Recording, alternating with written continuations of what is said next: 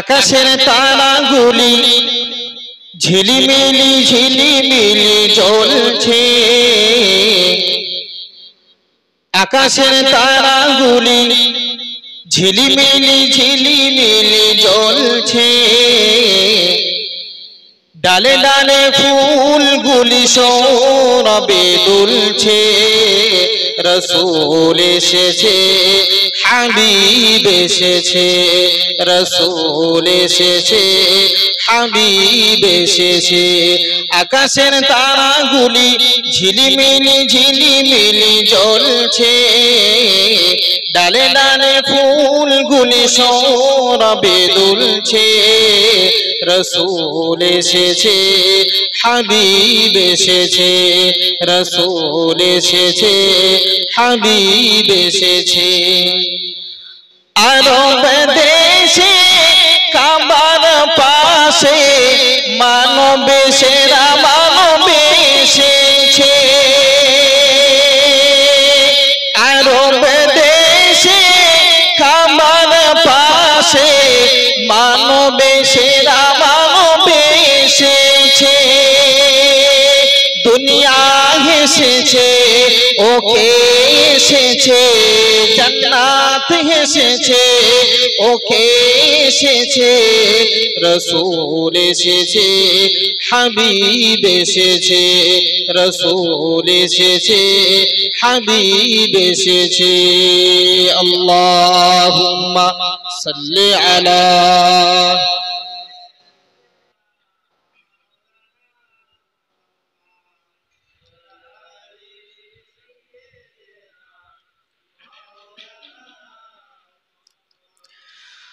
আমিনার ঘরে চন্দ্র দোলে, আকাশে চাঁদ যেন নেমে এসেছে,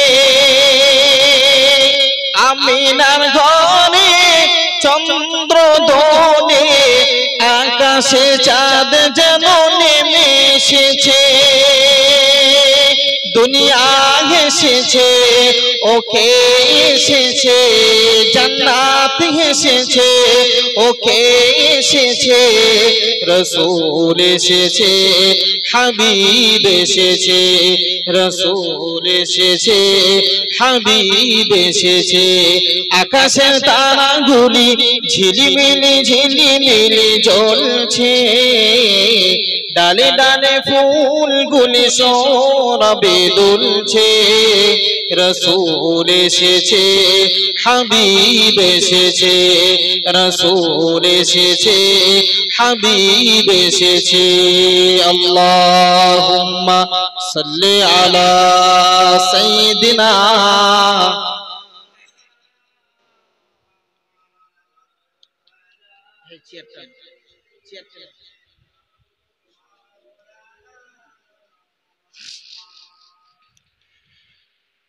আলোচনা সংক্ষিপ্ত করলাম, মুখতাসার করলাম। বাদশা একটি মসজিদ নির্মাণ করেছে, মসজিদটা নির্মাণ করতে কয়েক মাস সময় লেগে গেছে, কয়েক মাস সময় লেগে যাওয়ার পর মসজিদটা পুরো নির্মাণ হয়ে গেল, মসজিদটা পুরো হয়ে গেল। এমনকি ওই মসজিদে মুসল্লিরা নামাজ পড়তে আসছে, প্রতিদিন মুসল্লিরা ওই মসজিদে নামাজ পড়তে আসে। বাদশা একদিন চলে যায়, দুদিন চলে যায়, 3 দিন চলে যায়। 3 দিন পর বাদশা স্বপ্ন দেখলো। কি স্বপ্ন দেখলো? বাদশা স্বপ্ন দেখলো, বাদশা স্বপ্ন দেখলো বাদশা যে মসজিদটা নির্মাণ করেছে ওই মসজিদে গেটের উপরে যে সাইনবোর্ডটা টাঙানো ছিল ওই সাইনবোর্ডে বাদশার নাম ছিল, বাদশার নাম লেখা ছিল। ওই নামটা বাদশা স্বপ্ন দেখে, ওই নামটা সাইনবোর্ড থেকে উঠে গিয়ে, ওই নামটা বোর্ড থেকে উঠে গিয়ে একটা বুড়ি মার নাম লেখা আসে ওই বোর্ডে। বাদশাহ স্বপ্ন দেখার পর সকালবেলা উঠে প্রজাদেরকে বলতে লাগে, ও আমার প্রজারা, যাও তোমরা চলে যাও, আমি রাতের বেলা আমি এমন একটা স্বপ্ন দেখেছি যে সাইনবোর্ডে আমার নামটা লেখা আছে মসজিদে গেটের উপরে, ওই নামটা মুছে গিয়ে একটা বুড়িমার নাম লেখা আছে। যাও চলে যাও তোমরা, ওই বুড়িমার খোঁজ করে আমার কাছে নিয়ে এসো। প্রজারা চলে গেল, এদিকে ওদিকে খোঁজার পর বুড়িমাকে পেল না, এদিকে ওদিকে খোঁজার পর বুড়িমাকে পেল না। প্রজারা বাদশার কাছে এসে বলতে লাগে, ও বাদশা জাহাপানা, বুড়িমাকে তো খুঁজে পেলাম না। বাদশা তখন বলতে লাগে, ওই স্বপ্নটা মনে হয় দুঃস্বপ্ন হবে, ওই স্বপ্নটা মনে হয় দুঃস্বপ্ন হবে, মনে হয় শয়তানি স্বপ্ন, আমি যে স্বপ্নটা দেখলাম। বাদশা দ্বিতীয় দিন সেই একই স্বপ্ন দেখলো, যে সাইনবোর্ডে যে নামটা লেখা আছে বাদশার নামটা মুছে গিয়ে সেই বুড়িমার নাম লেখা। ফের দ্বিতীয়বার প্রজাদেরকে পাঠালো, প্রজারা এদিকে ওদিকে খোঁজার পর চলে আসলো বাদশার কাছে, খুঁজে পেল না, সেই বুড়িমাকে খুঁজে পেল না। বাদশা 3 দিনের মাথায় ফের স্বপ্ন দেখলো,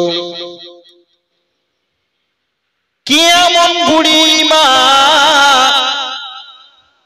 কেমন বুড়িমা, সে বুড়িমা কেমন বুড়িমা, কি এমন কাজ করেছে মসজিদের গেটের উপর যে আমার নাম লেখাটা আছে ওই নামটা মুছে গিয়ে বুড়িমার নাম লেখা আছে। ফের প্রজাদেরকে বলতে লাগে, ও আমার প্রজারা, যাও যাও চলে যাও, ওই বুড়িমাকে খোঁজ করে আনো। প্রজারা খোঁজ করতে গেল বুড়িমাকে, এদিকে ওদিকে খোঁজার পর বুড়িমাকে দেখতে পেল। বুড়িমাকে দেখতে পাওয়ার পর বাদশার সামনে আসলেন। বাদশার সামনে যেই না আনলেন, বাদশা তখন বুড়িমাকে জিজ্ঞাসা করতে লাগে, ও বুড়িমা, তুমি এমন কি কাজ করেছো বলো, তুমি এমন কি কাজ করেছো বলো। আমি তো মসজিদটা নির্মাণ করলাম, কারোর কাছ থেকে কোনো সহযোগিতা নিলাম না, আমি একাই মসজিদটা নির্মাণ করেছি, কারোর কাছে কোনো সহযোগিতা নেইনি। ও বুড়িমা, বলো বলো, তুমি কি এমন কাজ করেছো? ওই মসজিদের গেটে যে সাইনবোর্ডটা টাঙানো আছে ওই সাইনবোর্ডে আমার নাম লেখা ছিল, তুমি এমন কি কাজ করেছো বলো। আমি স্বপ্ন দেখেছি ওই বোর্ড থেকে আমার নাম মুছে তোমার নামটা লেখা আছে। বুড়িমা তখন বলতে লাগে, বাদশা জাহাপানা, এমন তো কোনো কাজ আমি করি না, আমার তো মনে পড়ে না, এমন তো কোনো কাজ আমি করি না। বাদশা তখন বলতে লাগে, ও বুড়িমা, দেখো, চিন্তা করে দেখো, ভালো করে চিন্তা করে দেখো, তুমি এমন কি কাজ করেছো, ভালো করে চিন্তা করে দেখো। বুড়িমা চিন্তা করে দেখলো, বাদশা জাহাপানা, আমি একদিন এই মসজিদ থেকে, এই মসজিদের পাশ থেকে হেঁটে হেঁটে যাচ্ছিলাম, এই মসজিদের পাশ থেকে আমি হেঁটে হেঁটে যাচ্ছিলাম, দেখতে পেলাম মসজিদের পাশে একটা গাধা বাঁধা আছে, মসজিদের পাশে একটা গাধা বাঁধা আছে। ওই গাধাটা পানির পিপাসায় ছটপট ছটপট করতে লাগে, পানির পিপাসায় ছটপট করতে লাগে। ওই গাধাটা একবার এদিকে যায় ছুটে, আর একবার ওদিকে যায় ছুটে, যেদিকে পানির পাত্রটা আছে সেখানে যায় একবার, আবার একবার এদিকে যায়। বুড়িমা তখন বলতে লাগে, আমি ওই গাধাকে দেখে আমার মনে দয়া হলো, আমার মনে মায়া হলো।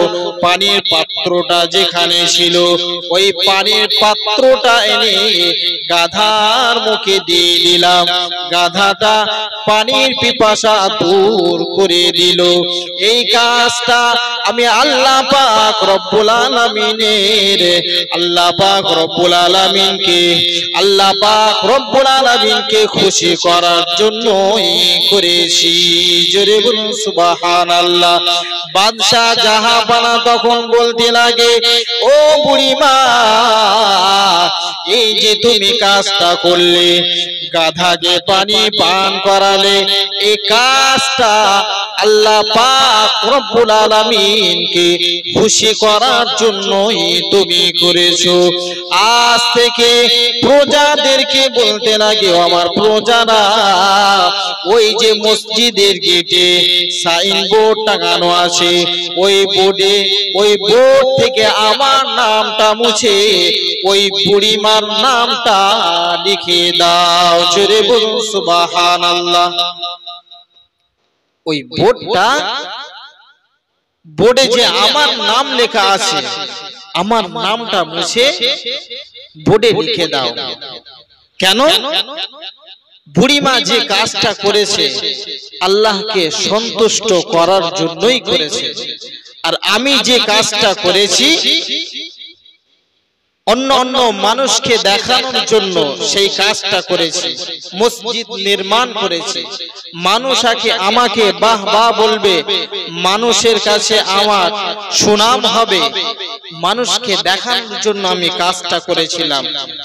বুড়িমা, আমার স্বপ্নটা ঠিক ছিল, শয়তানি স্বপ্ন না। আজ থেকে ওই সাইনবোর্ডে আমার নামটা কেটে তোমার নাম লেখা হলো। তাহলে এর দ্বারা বুঝতে পারলাম আমরা যে লোক দেখানো কাজ করলে আল্লাহ পাক রব্বুল আলামিন তার উপর অসন্তুষ্ট হন। লোক দেখানো কাজ করলে আল্লাহ পাক রব্বুল আলামিন তার উপর অসন্তুষ্ট হয়ে যান, সন্তুষ্ট হন না। যদি কোনো মানুষ লোক দেখানো ইবাদত করে তাহলে কিন্তু আল্লাহ পাক রব্বুল আলামিন তার ওই ইবাদত কবুল করবেন না, ওই ইবাদত কবুল করবেন না। হাসরের ময়দানে মহাশরে একদল মানুষ দাঁড়িয়ে যাবে, তারা দাঁড়িয়ে যাবে, তাদের নামাজগুলো ইবাদতগুলো নিয়ে তাদের মুখে শোনা হবে। কেন? তারা কি অপরাধ করেছে পৃথিবীর জমিনে? তারা এই অপরাধ করেছে পৃথিবীর জমিনে আল্লাহকে খুশি করার জন্য ইবাদত করেনি, মানুষকে দেখানোর জন্য ইবাদত করেছে, লোক দেখানোর জন্য ইবাদত করেছে। এই জন্য আল্লাহ পাক রব্বুল আলামিন তাদের উপর অসন্তুষ্ট হয়ে আল্লাহ পাক রব্বুল আলামিন তাদেরকে ফেরেশতাদের হুকুম করবেন, ফেরেশতা তাদেরকে নিয়ে জাহান্নামে টেনে টেনে নিয়ে চলে যায়।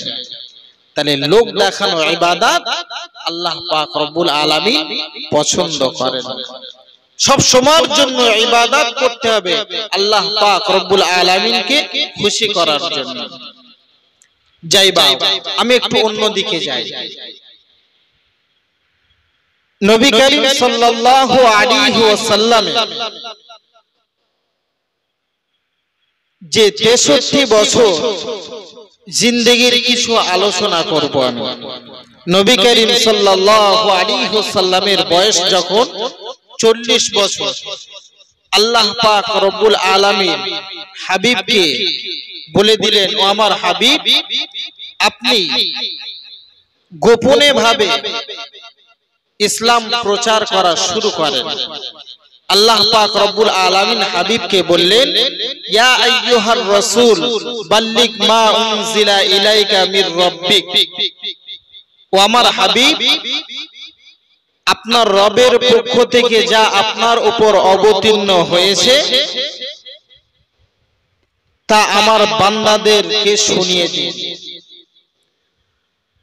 আল্লাহর হাবিব সাল্লাল্লাহু আলাইহি ওয়াসাল্লাম এই কথা শুনে আল্লাহর হাবিব সাল্লাল্লাহু আলাইহি ওয়াসাল্লাম ইসলাম প্রচার করতে শুরু করেন। মক্কায় 13 বছর ইসলাম প্রচার করেছে, মদিনায় 10 বছর ইসলাম প্রচার করেছে। মোট নবী করিম সাল্লাল্লাহু আলাইহি ওয়াসাল্লাম মক্কায় 13 বছর ইসলাম প্রচার করেছেন, মদিনায় 10 বছর ইসলাম প্রচার করেছেন। আল্লাহ পাক রব্বুল আলামিন প্রথম যখন নবীর উপর ওহী অবতীর্ণ হয়, আল্লাহ পাক রব্বুল আলামিন বলেন, ও আমার হাবিব, আপনি ইসলাম প্রচার করা শুরু করুন, গোপনে ভাবে ইসলাম প্রচার করা শুরু করুন। আল্লাহ নবী দিন দুনিয়ার বাদশাহ হাবিবুল্লাহ জনাবে মুহাম্মদুর রাসূলুল্লাহ সাল্লাল্লাহু আলাইহি ওয়াসাল্লাম আল্লাহ পাক রব্বুল আলামিনের কথা শুনে আল্লাহ নবী ইসলাম প্রচার করা শুরু করলেন। ইসলাম প্রচার করা শুরু করলেন। প্রথমে গোপনীয় ভাবে ইসলাম প্রচার করতে লাগলেন। প্রথমে গোপনীয় ভাবে ইসলাম প্রচার করতে লাগলেন। প্রথম আল্লাহ পাক রব্বুল আলামিন প্রকাশ্যভাবে ইসলাম প্রচার করার আদেশ দেননি। এই জন্য আদেশ দেননি, তখন এমন একটা সময় ছিল, আইয়ামে জাহিলিয়াতের সময় ছিল। তখন এমন একটা সময় ছিল, আইয়ামে জাহিলিয়াতের সময় ছিল। আইয়ামে জাহিলিয়াতের সময় ছিল। তখন সময়টা ছিল মূর্খের রাজত্ব ছিল। তখন অন্যায় অনাচার নানা রকম কুসংস্কারে নিমজ্জিত ছিল মানুষ। এই কারণে আল্লাহর নবী সাল্লাল্লাহু আলাইহি ওয়াসাল্লাম প্রথম গোপনে ভাবে ইসলাম প্রচার করা শুরু করলেন। আল্লাহ নবী দিন দুনিয়ার বাদশাহ হাবিবুল্লাহ জনাবে মুহাম্মদুর রাসূলুল্লাহ সাল্লাল্লাহু আলাইহি ওয়াসাল্লাম প্রথম যখন ইসলাম প্রচার করা শুরু করে, নিজেদের মধ্যে, নিজেদের আত্মীয় স্বজনদের মধ্যে ইসলাম প্রচার করা শুরু করলেন। প্রথমে ইসলাম প্রচার করা শুরু করলেন, প্রথমে নিজের আত্মীয়দের মধ্যে শুরু করলেন। আল্লাহ নবী দিন দুনিয়ার বাদশাহ হাবিবুল্লাহ জনাবে মুহাম্মদুর রাসূলুল্লাহ সাল্লাল্লাহু আলাইহি ওয়াসাল্লামের প্রিয়তমা স্ত্রী উম্মুল মুমিনিন হযরত খাদিজা রাদিয়াল্লাহু তাআলা আনহার কাছে প্রথমে ইসলামের দাওয়াত নিয়ে যান। হযরত খাদিজা রাদিয়াল্লাহু তাআলা আনহা ইসলাম গ্রহণ করে নেন। দ্বিতীয়বার আল্লাহ নবী জামাতা হযরত আলী রাদিয়াল্লাহু তাআলা আনহুর কাছে ইসলামের দাওয়াত নিয়ে যান। হযরত আলী রাদিয়াল্লাহু তাআলা আনহু ইসলাম গ্রহণ করে নেন।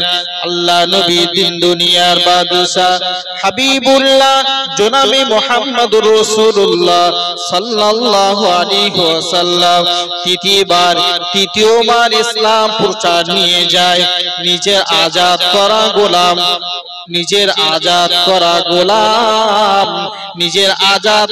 গোলামের কাছে নিয়ে যায়, যায়েদ ইবনে হারিসার কাছে নিয়ে যায়। যায়েদ ইবনে হারিসা ইসলাম গ্রহণ করে নেয়। এইভাবে যখন একে একে ইসলাম গ্রহণ করতে শুরু করে, আল্লাহ নবী তখন নিজ বন্ধুর কাছে নিয়ে গেল। নিজ 3 বন্ধুর কাছে ইসলাম প্রচারের জন্য গেল। ইসলাম নিয়ে গেল। হযরতে আবু বকর রাদিয়াল্লাহু তাআলা আনহুর কাছে ইসলামের প্রচার নিয়ে গেল, ইসলামের দাওয়াত নিয়ে গেল। হযরতে আবু বকর রাদিয়াল্লাহু তাআলা আনহু নবীর নবুয়তের পূর্ব থেকে, নবীর নবুয়ত প্রাপ্ত হওয়ার পূর্ব থেকে হযরত আবু বকর রাদিয়াল্লাহু তাআলা আনহু নবীর সম্বন্ধে ভালোভাবে জানতেন। নবীর আখলাক, নবীর চরিত্র, নবীর উত্তম ব্যবহার সম্পর্কে হযরত আবু বকর রাদিয়াল্লাহু তাআলা আনহু ভালোভাবে জানতেন। হযরত আবু বকর রাদিয়াল্লাহু তাআলা আনহুকে আল্লাহ নবী যখন নিজ মুখে হযরত আবু বকর রাদিয়াল্লাহু তাআলা আনহুকে নবী হওয়ার আদেশ করলেন, নবী হওয়ার ঘোষণা দিলেন, সাথে সাথে আবু বকর রাদিয়াল্লাহু তাআলা আনহু কলেমার দাওয়াতটুকু গ্রহণ করে নিলেন। ঈমানের কলেমা পড়ে ইসলামের মধ্যে দাখিল হয়ে গেলেন। জোরে বলুন সুবহানাল্লাহ। ইসলামের মধ্যে দাখিল হয়ে গেলেন কে? হযরত আবু বকর রাদিয়াল্লাহু তাআলা আনহু। যখন একে একে দাওয়াত কবুল করছে, তখন আল্লাহর নবী সাল্লাল্লাহু আলাইহি ওয়াসাল্লাম গোপনীয়ভাবে হযরত আরকাম রাদিয়াল্লাহু তাআলা আনহুর কাছে, আরকাম রাদিয়াল্লাহু তাআলা আনহুর ঘরেতে গিয়ে গোপনীয়ভাবে ইসলাম প্রচার করেন, গোপনীয়ভাবে ইসলাম প্রচার করেন। তানার বাড়ি ছিল সাফা পাহাড়ে, সেই সাফা পাহাড়ে তানার বাড়ি ছিল। তার বাড়িতে গোপনীয়ভাবে ইসলাম প্রচার করতে শুরু করে। যখন একে একে ইসলাম দাওয়াতের গ্রহণ করে, ইসলামের দাওয়াত গ্রহণ করে একে একে, তখন হযরত আরকাম রাদিয়াল্লাহু তাআলা আনহুর বাড়িতে গোপনীয়ভাবে ইসলাম প্রচার করতে শুরু করে। হযরত আরকাম রাদিয়াল্লাহু তাআলা আনহু 7 জনের পর অথবা 10 জনের পর ইসলাম গ্রহণ করেছেন। তারপর হযরত ওমর ফারুক রাদিয়াল্লাহু তাআলা আনহু ইসলাম গ্রহণ করেছেন। যখনই হযরত ওমর ফারুক রাদিয়াল্লাহু তাআলা আনহু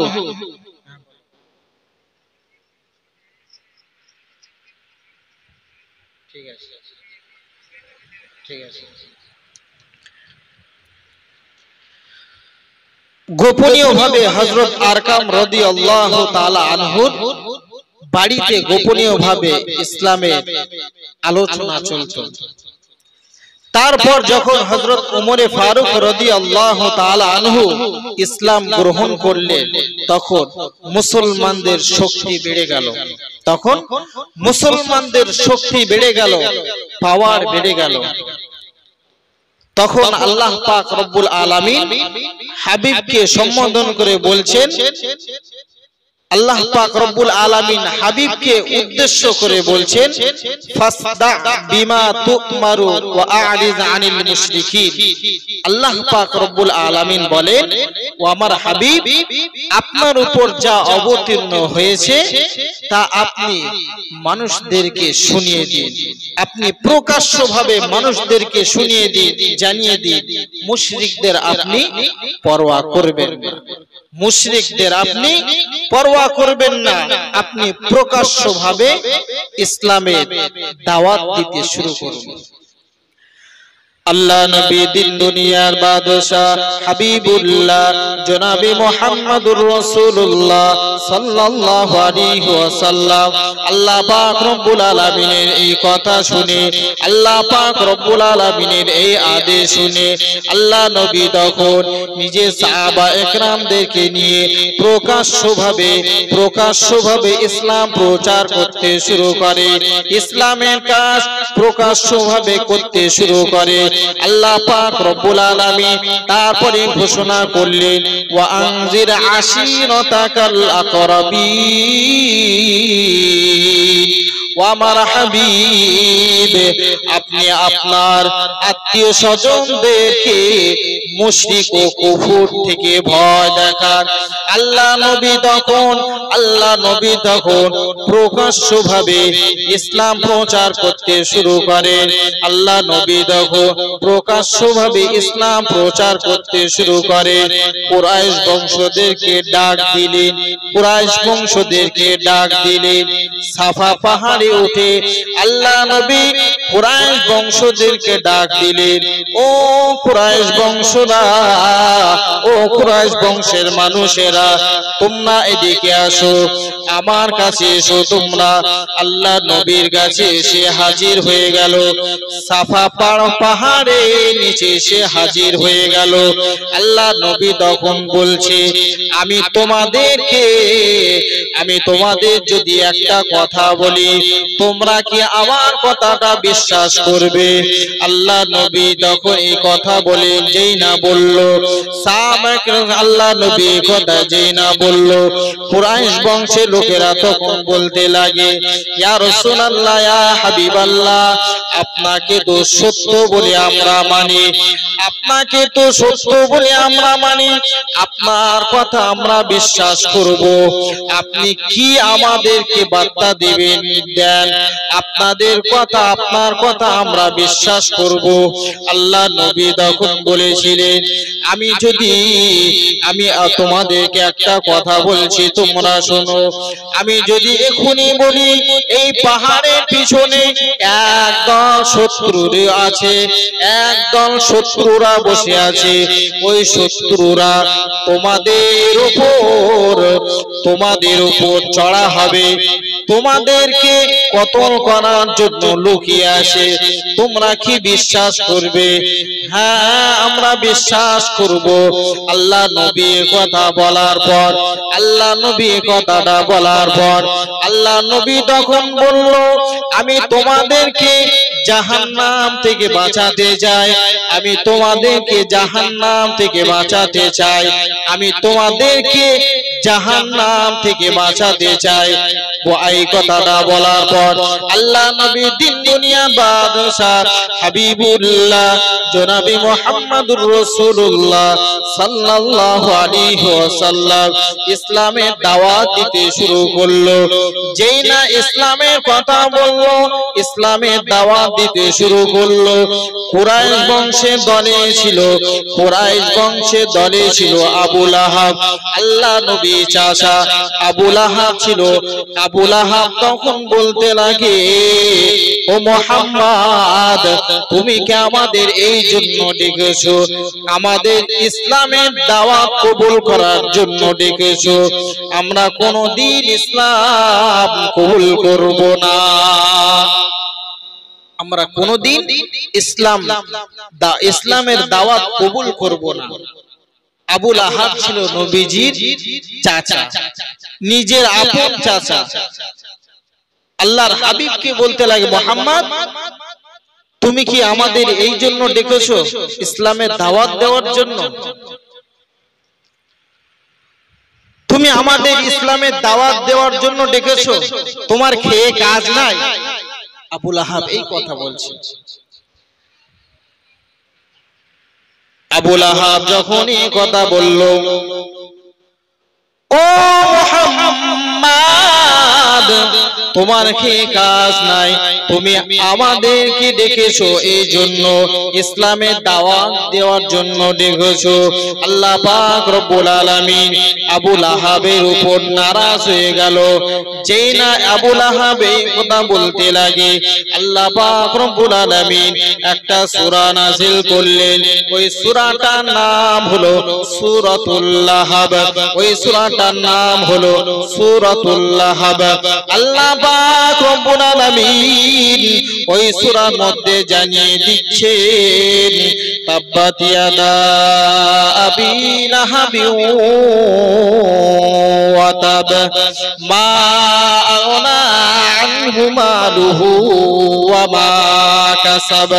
আল্লাহ পাক রব্বুল আলামিন জানিয়ে দিলেন আবু লাহাবের দুটো হাত ধ্বংস হোক, ও নিজেই ধ্বংস হোক, ও নিজেই ধ্বংস হোক। আবু লাহাবের দুটো হাত ধ্বংস হোক। আবু লাহাবের অনেক ধন সম্পদ ছিল, আবু লাহাবের অনেক টাকা পয়সা ছিল, ধন সম্পদ ছিল। ওই ধন সম্পদ কোনো কাজে আসলো না, ধন সম্পদ কোনো কাজে আসলো না। যেই না মুহাম্মদকে গালি দিতে শুরু করলো, আল্লাহ পাক রব্বুল আলামিন সঙ্গে সঙ্গে সূরা নাজিল করলেন সূরাতুল লাহাব। এই সূরাতুল লাহাবের মধ্যে আল্লাহ পাক রব্বুল আলামিন জানিয়ে দিচ্ছেন, কি জানিয়ে দিচ্ছেন? আবু লাহাবের দুটো হাত ধ্বংস হয়ে যাক, ও নিজেই ধ্বংস হোক, এবং তার যত ধন সম্পত্তি আছে, মাল আছে, তার ধন সম্পদ কোনো কাজে আসবে না, কোনো কাজে আসলো না।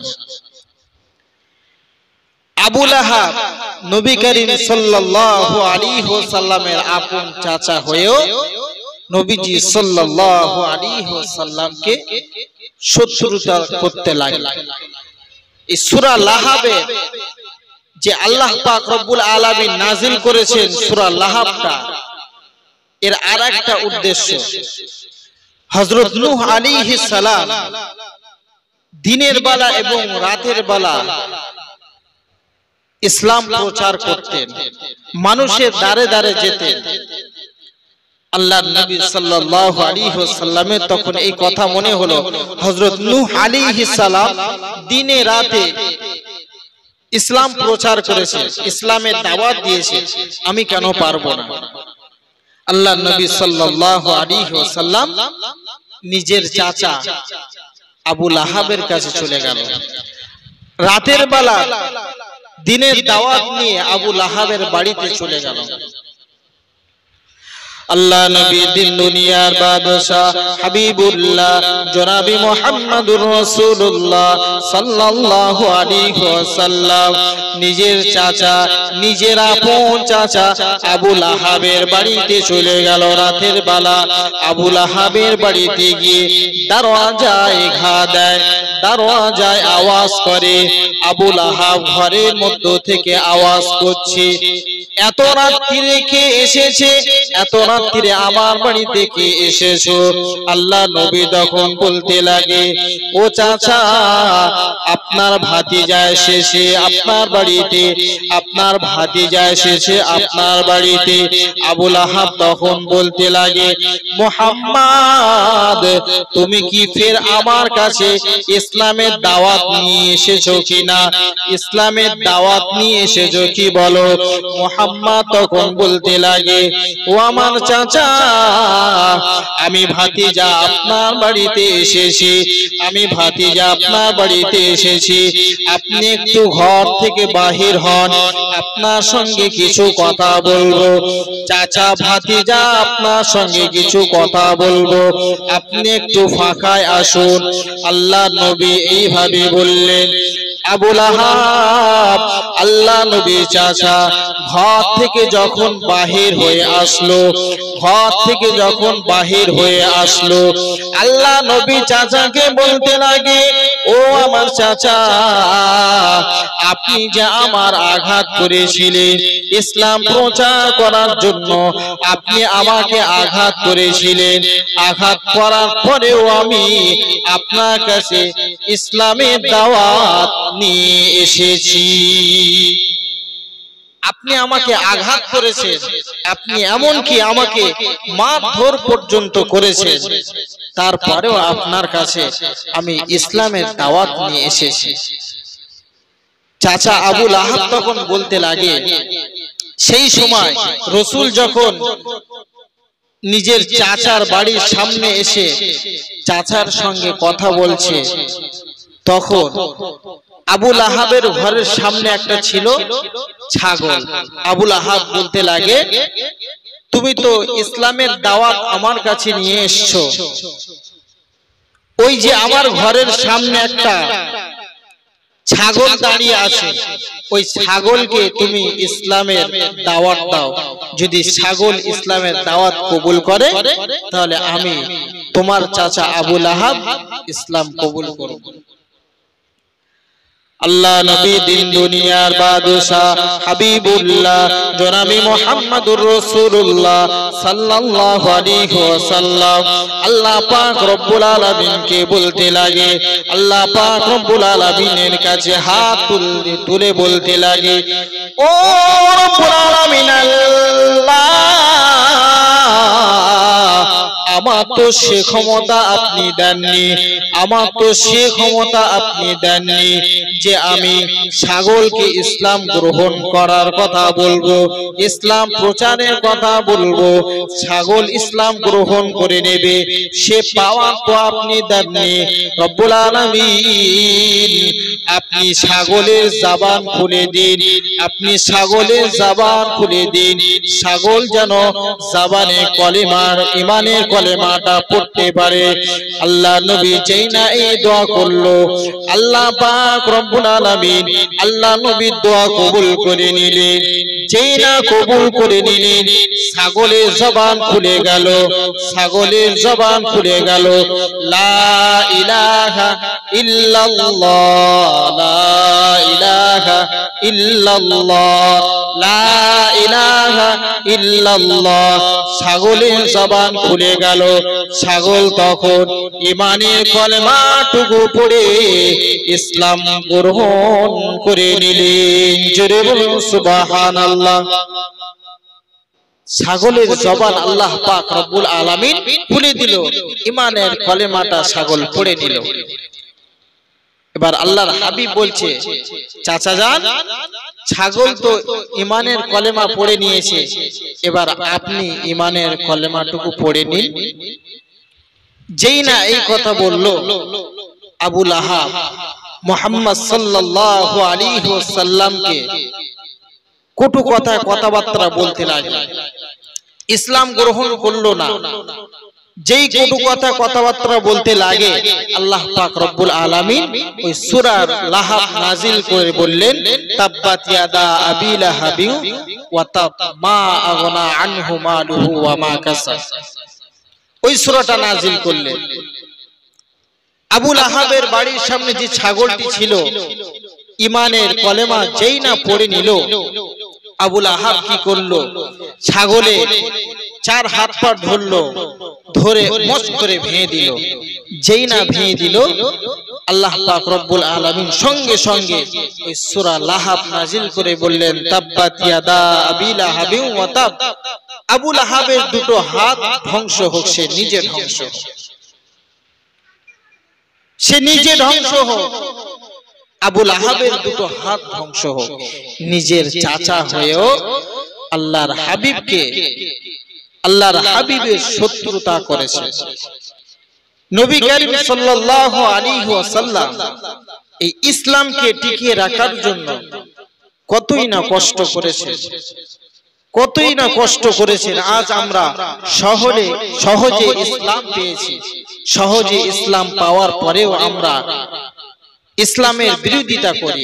অনেক এমনও মানুষ আছে ইসলামের বিরোধিতা করে, অনেক এমন মানুষ আছে ইসলামের বিরোধিতা করে, মসজিদ মাদ্রাসার বিরোধিতা করে। অনেক মানুষ এমনও আছে, ইসলাম আমরা সহজে পাওয়ার পরেও আমরা আল্লাহর হুকুম আহকাম ভালো করে মানতে পারি না, ভালোভাবে মানতে পারি না। দুনিয়ার মধ্যে আমরা মেতে গেছি, দুনিয়ায় কাজকর্মের মধ্যে আমরা মেতে গেছি, দুনিয়া দুনিয়া করে পাগল হয়েছে। দুনিয়া দুনিয়া করে পাগল হলে হবে না, আখিরাতের জন্য আমাদের চিন্তা করতে হবে। ইসলামটাকে যে সহজে আমরা পেয়েছি, কিন্তু সহজে পাওয়ার পরে আমরা কাজে লাগাতে পারি না, সময় কাজে লাগাতে পারি না, আল্লাহর জন্য সময় দিতে পারি না। আল্লাহ আল্লাহ পাক রব্বুল আলামিনের জন্য কিছুটা সময় বের করতে হবে। আল্লাহ পাক রব্বুল আলামিনকে রাজি খুশি করার জন্য কিছুটা সময় বের করতে হবে। আমরা সকলেই চেষ্টা করব আল্লাহ পাক রব্বুল আলামিন আমাদের সকলকে আল্লাহ পাক রব্বুল আলামিনকে রাজি খুশি করবার মতো তৌফিক দান করুন। সকলে বলি আল্লাহুম্মা আমিন। সকলে একটু দরুদ শরীফ পড়ি। আল্লাহুম্মা সাল্লি আলা